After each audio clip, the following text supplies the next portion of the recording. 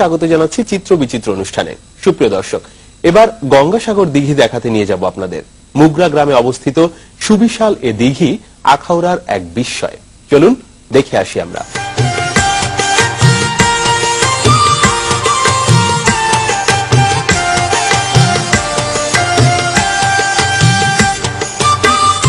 গঙ্গাসাগর দিঘি।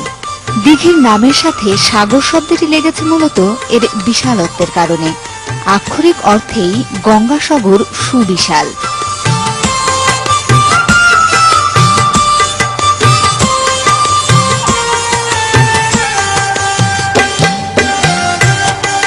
ব্রাহ্মণবাড়িয়ার আখাউড়ার মোগরা গ্রামে অবস্থিত এ দিঘির মোট আয়তন 18 ধুন।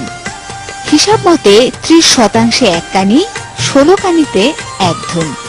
এই দিঘি নির্মাণের পেছনে রয়েছে এক সুমহান ইতিহাস। কয়েকশো বছর আগের ঘটনা। ভারতীয় ত্রিপুরা রাজ্যের রাজা ঈশ্বরচন্দ্র মানিক বাহাদুর কুমিল্লায় কর আদায় করতে আসতেন। তখন এই অঞ্চলে পানির সুব্যবস্থা ছিল না।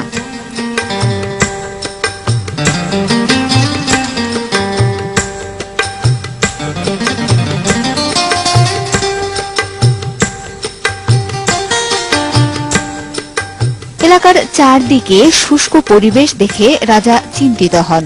আশপাশে কোনো দিঘি নেই। তিনি দিঘি খনন করার কথা ভাবলেন। যেমন ভাবনা তেমনি কাজ। খনন করা হলো বিশাল এ দিঘি।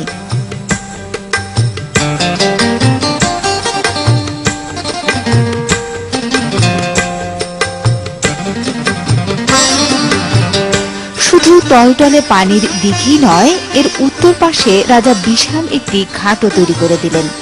খাজনা আদায়ের কাজ করতে করতে রাজা ক্লান্ত হয়ে গেলে সে ঘাটে গিয়ে বিশ্রাম নিতেন। চারপাশের খোলা হাওয়া রাজার মনকে শান্ত করে দিত। রাজা দিঘির নাম রাখলেন গঙ্গাসাগর দিঘি।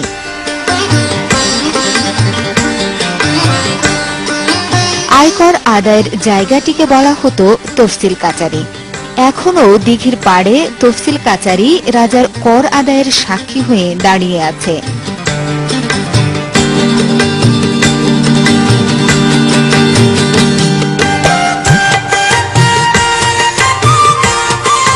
তবে কালের পরিক্রমায় কাচারিতে লেগেছে ধ্বংসের আঁচড়। গঙ্গাসাগর দিঘি, এই কাচারি বাড়ি আমাদের ইতিহাসেরই এক অংশ হয়ে গেছে।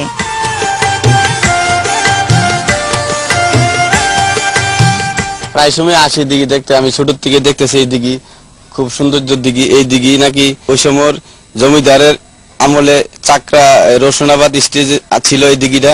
তো ওই দিঘি নাকি ওই সময় হিন্দুর এক জমিদারের দেবীর নাম ছিল গঙ্গা। গঙ্গার নামে এই দিঘিটা নাম করছে যে গঙ্গা।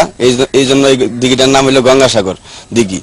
এই দিঘি অনেক সৌন্দর্য ছিল। আগে দেখছি অনেক রাস্তাঘাট বড় ছিল। এখন এই দিঘি বিলীন হয়ে যেতেছে, রাস্তাঘাট শেষ হইতেছে, সাইডে মাটি গুলা ভেঙে যেতেছে, নষ্ট হইতেছে। এবং আমার মনে হয় এই দিঘিটার যদি চারিদিকে একটা নিরাপত্তা থাকে বা সরকার যদি এটা একটা সুন্দর একটা পার্কের ব্যবস্থা করে, তাহলে আমার মনে হয় এটা খুব সুন্দর হবে এবং বাংলাদেশের ঐতিহ্যটা ধরে রাখতে পারবে। এখন বর্তমানে আমাদের এই দিঘিটার যে অবস্থা, মানে চতুর্দিক দিয়ে আমরা বিলীন হয়ে যেতেছে। খাল বিল ওই দিক দেওয়া ছিল আর ভিতরে ছিল পার। এখন খুব বাইশ সাইড হইতেছে আপনার রাস্তা, আর ভিতরের পার গুলা ভাঙ্গা বাড়ি সহকারে চলে যেতেছে। এই অফিসটা মূলত সেই জমিদার আমলেরই উত্তরসূরি অফিস। তো জমিদারি উচ্ছেদের পরে সেখানে গভর্নমেন্ট নিয়ন্ত্রণে নিয়ে যায়, যার ফলে এটা গভর্নমেন্ট অফিস। তো আর জমিদারি আমলে এটা ছিল মূলত চাকলা রসুনাবাদ স্টেটের জমিদার শ্রী বীর বিক্রম মানিক্য বিশ্বর বাহাদুরের কেন্দ্রীয় অফিস। এই কেন্দ্রীয় অফিসে রাজা রানীর অবকাশের জন্য এই বিল্ডিং তখন তৈরি হয়েছিল। এবং তার পাশাপাশি এখানে একটা ট্রেজারি ছিল, যেখানে চাকলা রসুনাবাদ স্টেটের সমস্ত ভূমি উন্নয়ন কর যা আদায় হইতো সব এই ট্রেজারিতে জমা থাকতো। আর এখানে পাশাপাশি এই অঞ্চলের জন্য একটা কাছারি অফিস ছিল। ওই কাছারিতে দায়িত্ব পালন করতেন তৎকালীন সময়ে ফার্সি ভাষায় নায়েব বলা হতো, যারই উত্তরসূরি আমরা। সুপ্রিয় দর্শক, ফুরিয়ে এসেছে অনুষ্ঠানের নির্ধারিত সময়। এবার বিদায় নিতে হবে। আমাদের অনুষ্ঠান সম্পর্কে মতামত বা নতুন যে কোনো তথ্য জানাতে পারেন এই ঠিকানায়। প্রযোজক চিত্র বিচিত্র, দিগন্ত টেলিভিশন, আল রাজি কমপ্লেক্স, 166 সৈয়দ নজরুল ইসলাম সরণি, পুরানা পল্টন, ঢাকা 1000। আমাদের ফোন করতে পারেন 01711262580 এই নম্বরে। আর SMS করতে আপনার মোবাইল ফোনের মেসেজ অপশন থেকে টাইপ করুন সিবি, এরপর স্পেস দিয়ে আপনার নাম ও কথা লিখে পাঠিয়ে দিন 2777 এই নম্বরে। সবাই ভালো থাকবেন, সুস্থ থাকবেন। আল্লাহ হাফেজ।